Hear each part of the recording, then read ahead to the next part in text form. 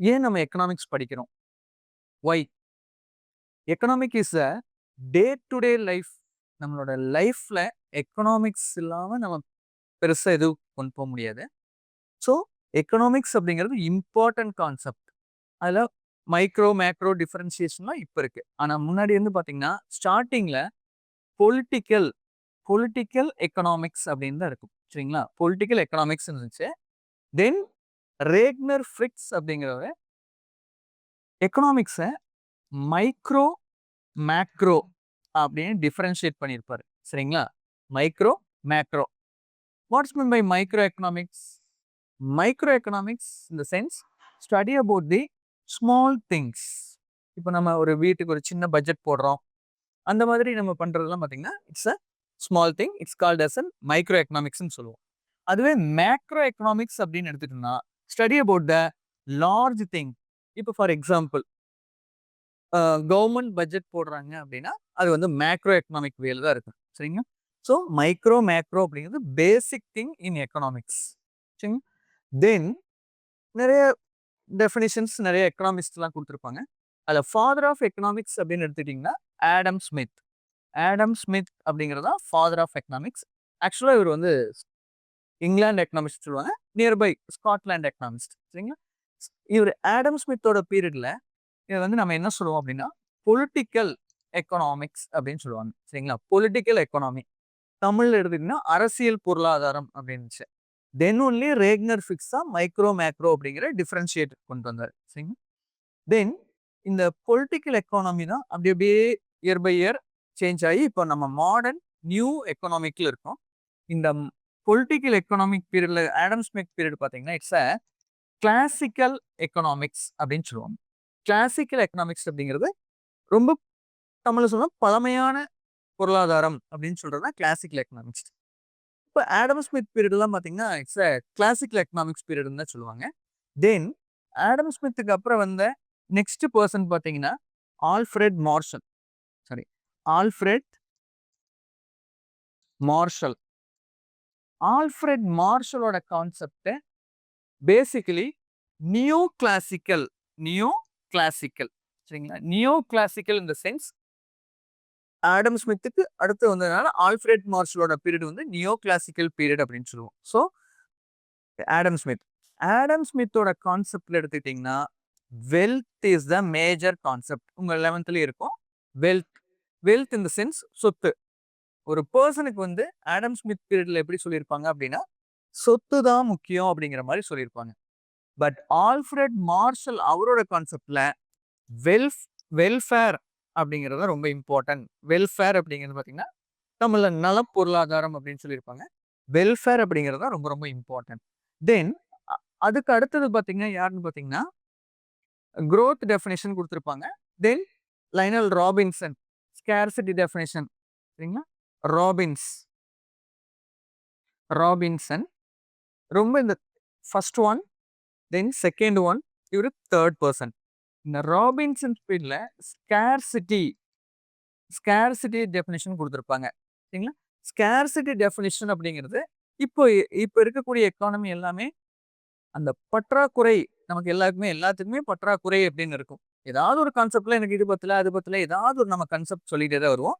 So scarcity அப்படிங்கிறது பார்த்தீங்கன்னா, Lionel ராபின்சன்ஸ் இதுல குடுத்திருப்பாங்க. தென் 4th பெர்சன் சாம் வெல்சன். சாம் வெல்சனோட பேரு வந்துங்க குரோத் டெஃபினிஷன். இப்ப நம்ம இருக்க economy it's a growth definition. இது வந்து மாடர்ன் எக்கனாமிக்ஸ் அப்படின்னு சொல்லுவோம். Modern economics. சரிங்களா? Modern economics. இப்போ nowadays we are in the modern economic world. So Adam Smith பீரியட்ல பொலிட்டிக்கல் எக்கானமி இருந்துச்சு. It's a classical. Adam Smith எல்லாம் கிளாசிக்கல் எக்கனாமிஸ்ட் அப்படின்னு சொன்னாங்க. தென் ஆல்ஃபிரட் மார்ஷல்ல நியோ கிளாசிக்கல் எக்கனாமிஸ்ட். அவரோட இதுல பாத்தீங்கன்னா வெல்ஃபேர் தான் ரொம்ப ரொம்ப இம்பார்ட்டன்ட். பட் ராபின்சன் ஸ்கேர்சிட்டி தான் ரொம்ப ரொம்ப இம்பார்ட்டன்ட் அப்படின்னு சொல்லியிருப்பாரு. ஏன்னா ஸ்கேர்சிட்டி எல்லா ப்ராடக்ட்டுமே வான்ஸ் ஸ்கேர்சிட்டி இருக்கும். தென் சாம் வெல்சனோட பீரியட்ல இட்ஸ் அ growth டெஃபினிஷன். இப்போ நம்ம எக்கானமி இருக்கிறது it's a growth definition. It's called as an modern economy. இப்போ மாடர்ன் எக்கனாமிக் ஃபீல்டில் இருக்கும். சரிங்களா? Then we will move on to the next one, law of demand. இது பேசிக்கா எல்லா இடத்துலயும் நம்ம கேட்கக்கூடிய word demand. Demand and supply. எந்த ப்ராடக்ட்டுமே டிமாண்ட் அண்ட் சப்ளை. டிமாண்ட் யாரோட சைடு இருக்கும் அப்படின்னு பார்த்தீங்கன்னா, கன்சியூமர் சைடுல இருக்கிறது demand. Supply in the sense producer. Producer சைடுல இருக்கிறது இட்ஸ் அ சப்ளை. சரிங்களா? ஸோ இப்போ நம்ம அடுத்த கான்செப்ட் எதுக்கு போறோம்? பேசிக் கான்செப்ட்ல பேசிக் சொல்றதுனால சொல்றேன். Demand and supply. எந்த ப்ராடக்ட்டுமே டிமாண்ட் அண்ட் சப்ளை இல்லாத ப்ராடக்ட் மேக்ஸிமம் இருக்கிறதுக்கு சான்சஸே இல்ல. இதுல law of demand. Law of demand பார்த்தீங்கன்னா, ஆடம் ஸ்மித், ஆல்ஃபிரட் மார்ஷல் எல்லாருமே மேக்ஸிமம் அதுக்கு கான்செப்ட் குடுத்துருப்பாங்க. இதுல லா ஆஃப் டிமாண்ட்ல ஒரு ஃபார்முலா மாரி price increases in the sense ஒரு சும்மா ஃபார்முலா மாரி போறேன். Demand decreases. When price decreases, demand increases. இதை நம்ம என்ன சொல்லுவோம் அப்படின்னா இன்டர்சேஞ்ச். சரிங்களா? டைரக்ட் கான்செப்ட் கிடையாது. It's a interchange concept. when price increases, demand will be decreases. when price decreases, demand will be increases. நம்ம டே டு டே லைஃப்ல பார்க்குற நம்ம பேசிக் திங்ஸ் எல்லாம் வாங்குறாங்களா, பேசிக் திங்ஸ் வாங்குறப்போ பேஸ்ட் ஆன் ப்ரைஸை பொறுத்து தான் நம்ம டிமாண்ட் பண்ணுவோம். அதே ப்ரைஸ் ரொம்ப ஹையா இருந்ததுன்னா அந்த ப்ராடக்ட்டை நம்ம டிமாண்ட் பண்றதை ரொம்ப குறைச்சிக்குவோம். அதுவே அந்த ப்ராடக்ட்டோட ப்ரைஸ் ரொம்ப குறைவா இருந்துச்சு அப்படிங்கிற கான்செப்ட்ல நம்ம வந்து டிமாண்டை வந்து கொஞ்சம் ஹை பண்ணுவோம். இது பேசிக் திங்ஸ். இது பேசிக் திங்ஸ். நம்ம என்னென்னதான் வாங்குறோமோ டே டு டே லைஃப்ல நம்ம அன்றாட வாங்கக்கூடிய பொருட்களை இதை பேஸ் பண்ணி தான் வரும். சரிங்களா? இதை நம்ம டயக்ராமேட்டிக் நம்ம நார்மலாக பார்த்தோம்னா, ஃபார் எக்ஸாம்பிள் ப்ரைஸ் டிமாண்ட். டிடிக்கு டிமாண்ட் நம்ம யூஸ் பண்றோம். இப்போ இந்த ப்ரைஸ் அப்படிங்கிறது பார்த்தீங்கன்னா, when price is 5, quantity demanded 1 kg. Example KG. When price decrease to 4, we will buy 2 kg. When price decrease to 3, we will buy 3 kg. 2 in the sense, we will buy 4 kg. 1 in the sense, we will buy 5 kg. So, when price decreases, the quantity demanded will be increases. இதை நம்ம diagrammatic பார்த்தோம் அப்படின்னா, listen here. டயக்ராமேட்டிக்ல ப்ரைஸை எடுத்துக்கிறோம். XX YX எல்லாம் போட்டு ப்ரைஸை எடுத்துக்கிறோம். இங்கே quantity demanded. It's a demand curve sloping downward from left to right. பேசிக்காக demand curve sloping downward from left to right. இந்த மாதிரி டிமாண்ட் கர்வ் ஸ்லோப்பிங் டவுன்வர்டில் வரும். இதைத்தான் நம்ம வந்து பேசிக்காக ப்ரைஸ் டிமாண்ட் கான்செப்ட் அப்படின்னு சொல்கிறோம். இது இண்டிவிஜுவல் டிமாண்ட் இப்போ நம்ம பார்த்தது. இதுவே நம்ம மார்க்கெட் டிமாண்ட் அந்த மாதிரிலாம் நம்ம அடுத்தடுத்த சாப்டர் பார்த்துக்கலாம். தென் நெக்ஸ்ட் பார்த்தீங்கன்னா, கன்சியூமர்ஸ் சர்ப்ளஸ். நம்ம டே டு டே லைஃப்லயே இந்த சர்ப்ளஸ் அப்படிங்கிற வேர்டு நமக்கு பெருசா தெரிஞ்சிருக்காது. பட் எவ்ரி பர்சன்ஸ்க்கு தேர் இஸ் அ சர்ப்ளஸ் இருக்கும். சரிங்களா? இப்போ இது என்ன கன்சியூமர் சர்ப்ளஸ்னா என்ன சார் அப்படின்னா, தமிழ்ல வந்து நுகர்வோர் எச்சம் அப்படின்னு சொல்லுவாங்க. இந்த கன்சியூமர் சர்ப்ளஸ் அப்படிங்கிறது பார்த்தீங்கன்னா, நீங்க ஒரு ப்ராடக்ட் ஒரு ரேட் இருக்கும்னு நினைச்சு நம்ம அமௌண்ட் எடுத்துட்டு மார்க்கெட் போறோம். பட் அந்த ப்ராடக்ட் நம்ம எதிர்பார்த்து போனதை விட ரேட் ரொம்ப கொஞ்சம் குறைவா இருந்ததுன்னா, ரிமைனிங் அமௌண்ட் நம்ம கிட்ட இருக்கிறது வந்து சர்ப்ளஸ் அமௌண்ட் அப்படின்னு சொல்லுவோம். இதை ஃபார்முலா ஃபர்ஸ்ட் வந்து கிளாசிக்கல் பீரியட்ல இதை இன்ட்ரடியூஸ் பண்ணாங்க. தென் ஆல்ஃபிரட் மார்ஷல் தான் இந்த கான்செப்ட் வந்து ரொம்ப ஈஸியாக கொடுத்துருப்பாரு. சரிங்களா? இந்த இந்த கான்செப்ட்ல consumer surplus equal to potential price minus actual price. இதுதான் பேசிக் திங்.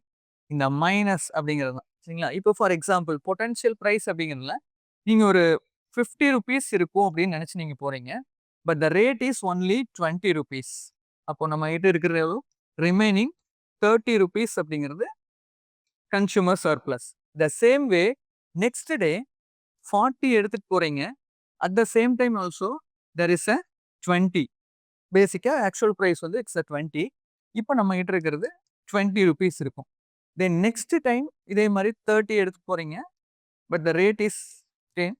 அப்போ நம்ம கிட்ட கன்சூமர் சர்ப்ளஸ் 10 இருக்கும். லாஸ்ட் டைம் 20 எடுத்து போறீங்க. Actual price is also potential price 20, actual price also 20. At the time நம்ம கிட்ட consumer surplus it's a zero தான் இருக்கும் சரிங்களா. இந்த மாதிரி தான் நம்ம டே டு டே லைஃப்ல தான் பார்த்துட்டு இருக்கிறோம். ஆனா நமக்கு இதுதான் கன்சியூமர் சர்ப்ளஸ் அப்படிங்கிற மாதிரிலாம் நமக்கு எதுவும் பெருசா தெரிஞ்சிருக்க சான்ஸ் இல்ல. தென் இத டயகிராமேட்டிக் எக்ஸ்பிளனேஷன் பண்ணணும் அப்படின்னா லிசன் ஹியர். டயகிராமேட்டிக் எக்ஸ்பிளனேஷன்ல நான் சொல்றது கன்சியூமர் சர்ப்ளஸ்க்கு நான் போடுறது. இந்த கன்சியூமர் சர்ப்ளஸ்ல பார்த்தீங்கன்னா ஆக்சுவல் பிரைஸ், ஆக்சுவல் கேஜி. இப்போ ஃபார் எக்ஸாம்பிள் 2 கேஜி அப்படின்னு வச்சுக்கோங்க. ஆக்சுவல் பிரைஸ் வந்து 20. ஸோ இன் ஃபார் எக்ஸாம்பிள் இது பாயிண்ட் பி சி கியூ இந்த மாதிரி நம்ம மார்க் பண்ணிக்கிறோம். இதுதான் ஆக்சுவல் பிரைஸ். இது ஆக்சுவல் பிரைஸ்.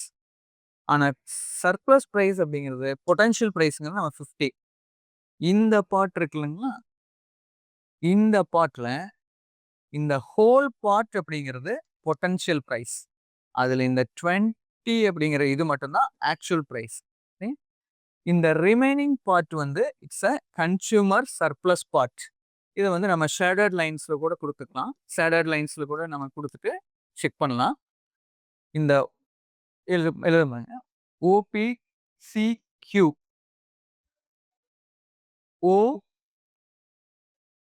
OPCQ இந்த பார்ட் வந்து ஆக்சுவல் பிரைஸ் பார்ட்.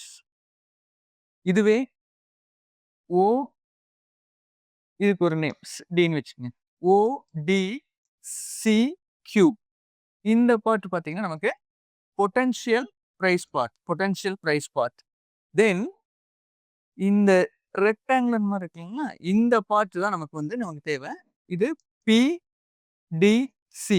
இது வந்து நமக்கு கன்சியூமர் சர்ப்ளஸ் பார்ட். இதை நான் தனியாக டிஃபரன்ஷியேட் கூட பண்ணி காட்டுறேன். Listen here. இப்படி பார்த்தீங்கன்னா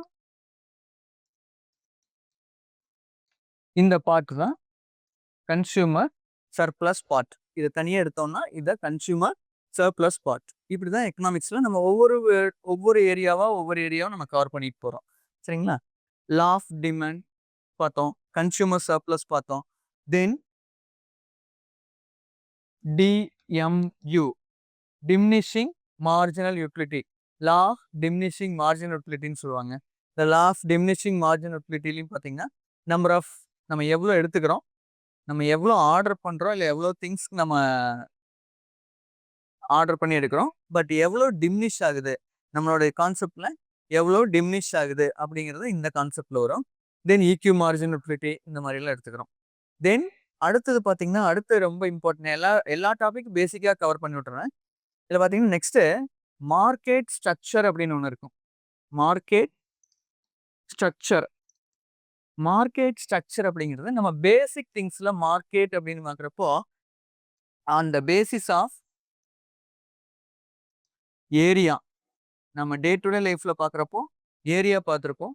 அதில் local market, national market, international market, regional market இதெல்லாம் பார்த்துருப்போம். இது நம்ம டே டு டே லைஃப்ல நம்ம எப்பவுமே பார்க்குற market. Then second concept on the basis of time. இதில் வந்து ஷார்ட் பீரியடா, வெரி ஷார்ட் பீரியடா, லாங்கா, வெரி லாங் பீரியடா சரிங்களா, வெரி லாங் பீரியடா இது மாதிரி நம்ம பார்த்துருப்போம். Then on the basis of competition. இது ரொம்ப ரொம்ப இம்பார்ட்டன்ட். காம்படிஷன் இது நம்ம இப்போ புதுசா பார்க்க போற கான்செப்ட்.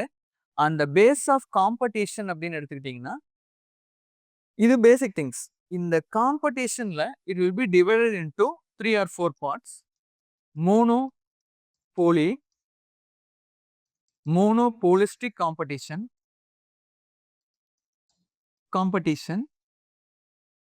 duopoly, then oligopoly சரிங்களா. இப்போ இந்த ரெண்டும் நம்ம டே டு டே லைஃப்ல நம்ம எப்பவுமே பார்த்துருப்போம். ஆனா இந்த பேஸ்ட் ஆன் காம்படிஷன் அப்படிங்கிறது இப்போ நம்ம புதுசா அது ஏன்னா 10th வரைக்கும் நீங்க சோசியல் இதெல்லாம் மேக்ஸிமம் இருந்திருக்காது. இதுல mono in the sense it's a single, poly in the sense it's a seller. So single seller of the product. இந்த ப்ராடக்ட் மோனோபோலியில் எடுத்துக்கிட்டிங்கன்னா சிங்கிள் செல்லர். அந்த ப்ராடக்ட்டுக்கு அவங்க ஒருத்தர் மட்டும் தான் ஓனராக இருப்பாங்க, அவங்க ஒருத்தர் மட்டும் தான் சேல் இருப்பாங்க. So it's a monopoly. Mono means single, poly in the sense seller. Then monopolistic competition அப்படின்னு வரப்போ ப்ராடக்ட்ல they are monopoly but comes to the market there is a competition in the market. For example different types of paste, different types of biscuit, these are. ஏன்னா monopolistic காம்படிஷன்னா அவங்களோட ப்ராடக்ட்ல ஃபார்முலாஸ்ல அவங்க எந்த deviation இருக்காது, யாருக்கும் அந்த ஃபார்முலாஸ் தெரியாது. But comes to the market, இப்போ நம்ம ஒரு சூப்பர் மார்க்கெட் போறோம். சூப்பர் மார்க்கெட்ல பாத்தீங்கன்னா பிஸ்கெட் ஐட்டம்ஸ் பாத்தீங்கன்னா பிரிட்டானியா, குட் டே அந்த மாதிரி டிஃப்ரெண்ட் வெரைட்டிஸ் ஆஃப் பூட்ஸ் இருக்கும். அப்போ அதுல அந்த based on taste, based on colour, based on preference, based on rate, whatever may be that, நம்ம ஏதாவது ஒரு ப்ராடக்ட்டை வந்து எடுத்துக்கிறோம். Then DO means third one, DO means two, poly in the sense sellers. Two sellers for the product. அது சில commodities இருக்கும். அது two sellers மட்டும் இருப்பாங்க. அந்த particular ஏரியால there is two sellers இருப்பாங்க. Then oligo means few, poly means sellers. Few sellers இருப்பாங்க. For example, அந்த particular areasல பாத்தீங்கன்னா water can produce பண்றவங்க, water can supply பண்றவங்க, ஒரு more than 3 or more than 2, more than 2க்கு மேல இருந்தாங்கன்னா அது ஒலிகோபோலி அப்படின்னு சொல்லுவோம். சரிங்களா? இது நம்ம பேசிக் டே டு டே லைஃப்ல இது எல்லாமே நம்ம பார்த்துட்டு இருக்கிறோம். பட் இதுக்கு இந்த கான்செப்ட் நமக்கு தெரியாம இருந்திருக்கும். மோனோ மீன் சிங்கிள், மோனோபோலிஸ்டிக் காம்படிஷன்னா ப்ராடக்ட்ல அவங்க there is a competition, mono, but comes to the market வந்துட்டாங்க there is a competition. Dio in the sense two sellers, oligopoly means few sellers. இப்படிதான் நம்ம வந்து ஒவ்வொரு ஏரியாவா நம்ம கவர் பண்ணிட்டு போறோம்.